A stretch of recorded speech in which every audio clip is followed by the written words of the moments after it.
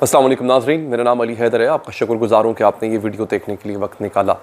हम पाकिस्तानी पॉलिटिक्स में इतने मगन हैं, हम बिल्कुल बेखबर हैं कि तकरीबन कोई 1-1.5 हफ़्ते से ईरान हमारा हमसाया मुल्क है, वहाँ पे एक अजीब व गरीब वाक़या रूनुमा हो रहा है।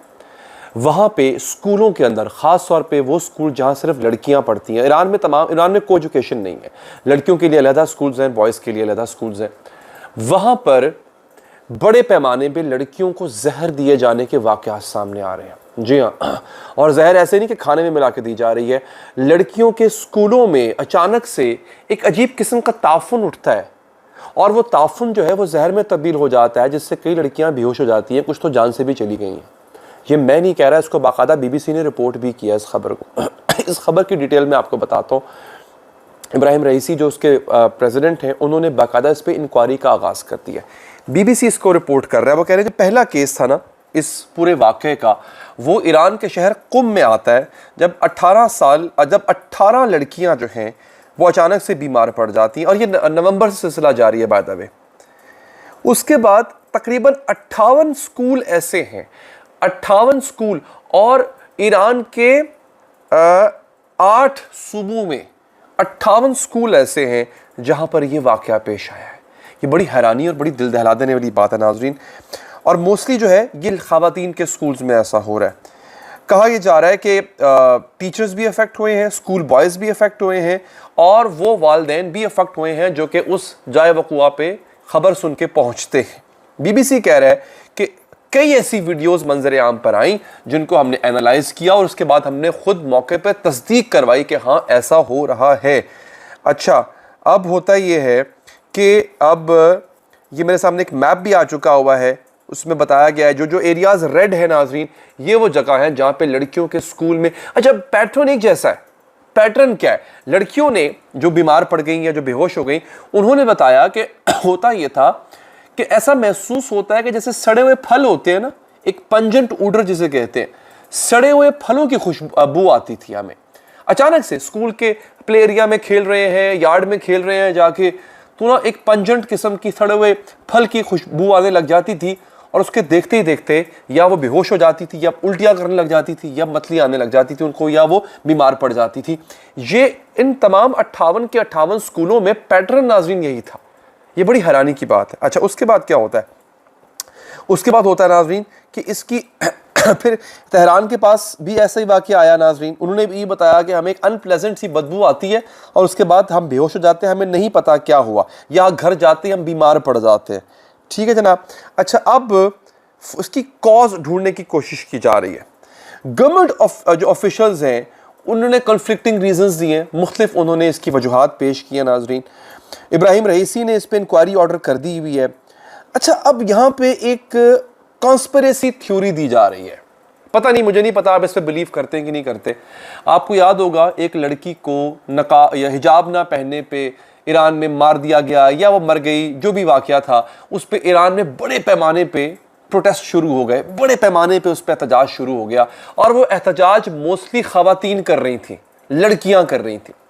अब मगरिब की तरफ से ये थ्योरी पेश की गई है कि चूंकि ये ख़वातीन भी वो जो कॉलेज, स्कूल, यूनिवर्सिटी की यंग जो बच्चियां थी वो ये एहतजाज कर रही थी, तो कहा गया कि ये शायद एक कैंपेन चलाई गई है बच्चियों को, उन लड़कियों को सजा देने के लिए, उन कॉलेजेस में उन लड़कियों को सजा देने के लिए जिन्होंने उस एहतजाज में, उन प्रोटेस्ट्स में हिस्सा लिया, और ख़ास तौर पर उनको डराया भी जा रहा है और एक तरह से उनको मफलूज किया जा रहा है कि वो इतनी बीमार पड़ जाएं वो बच्चियां कि वो किसी किस्म के प्रोटेस्ट में हिस्सा ही ना ले सकें। तो क्योंकि पैटर्न एक है, तरीक़ाकार एक है, इस वजह से इसको हाईलाइट किया गया, इस वजह से इस साजिशी थ्योरी को प्रमोट किया जा रहा है। वल्लाह आलम क्या इसमें दुरुस्त है। केमिकल वेपन एक्सपर्ट है डैन काजेस्टा, ये रॉयल यूनाइटेड सर्विसेज इंस्टीट्यूट में फेलो एसोसिएट भी है।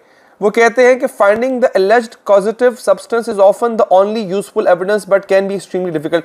वो कहते हैं इसका सब्सटेंस यानी कौन सा मवाद इस्तेमाल किया गया है, इसके बारे में आप तब तक पता नहीं चला सकते जब तक कि आप मौके पे मौजूद ना हो। आगे वो कहते हैं जनाब कि a substance can be dissipate or degrade. Collecting a sample pretty much requires you to be there with the right equipment at the time of exposure.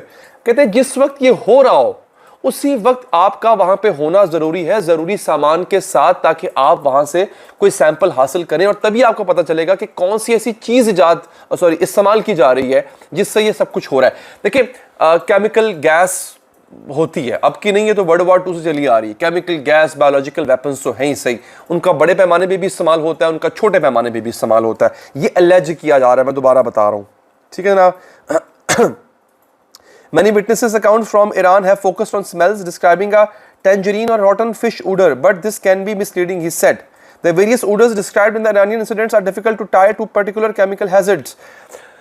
ये भी होता है कि किसी न्यूक्लियर पावर प्लांट में, जैसे चेरनोबिल में हुआ था, अगर आप उसकी हिस्ट्री पढ़ें, यूक्रेन में ये एक पावर प्लांट था जो कि तबाह हुआ था और उसके जो मवादात, उसके जो असरात थे बड़ी देर तक गए थे, लोग अपाहज पैदा होते रहे, लोग मारे भी गए बहुत बड़ी तादाद में। तो हो सकता है कोई न्यूक्लियर फॉसिल फ्यूल जो है वो शायद वो एक्सपोज हुआ है और उसकी वजह से ऐसा हो रहा है, लेकिन अभी तक इस पर कोई हतमी तौर पर बात नहीं की जा सकती।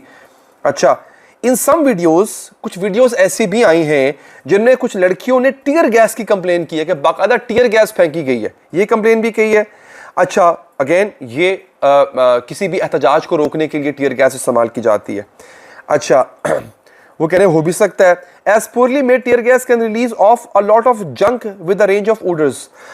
अक्सर जो वो होती है ना नाजरीन, जिसमें जो एक्सपायर्ड टीयर गैस होती है उसके इफेक्ट से भी ऐसा होता है। ये इमरान खान जब कर रहे थे, रैली निकालना चाह रहे थे, तो उनको रोकने के लिए भी एक्सपायर्ड टीयर गैस गवर्नमेंट ने इस्तेमाल की थी।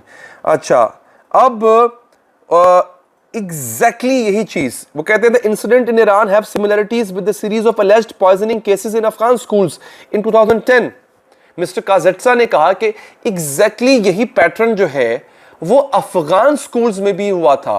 अफगान, अच्छा होता स्कूलों में ही है, वो वहां पे भी हुआ था 2010 में। ये बहुत इंपॉर्टेंट न्यूज़ है नाज़रीन कि 2010 में भी एग्जैक्टली ये चीज़ हो चुकी हुई है, अफगानिस्तान में हो चुकी हुई है। तो फिलहाल इसको रूट कॉज इसकी जो है वो ढूंढने की कोशिश की जा रही है। अब नाज़रीन अगेन ये एक बड़ी ख़तरनाक चीज़ है अगर ऐसा हो रहा है तो। हम आलमी मीडिया पे बहुत कम, आलमी ख़बरों पे बहुत कम बात करते हैं, हमारे यहाँ बहुत कुछ हो रहा होता है, लेकिन फिर भी कोशिश मैं करता रहता हूँ अपने प्लेटफॉर्म से कि आप तो ऐसी खबरें देता रहो। उसके लिए चैनल को सब्सक्राइब करें, पेज को फॉलो करें। मुझे दीजिए इजाज़त नाज़रीन, अल्लाह निगहबान।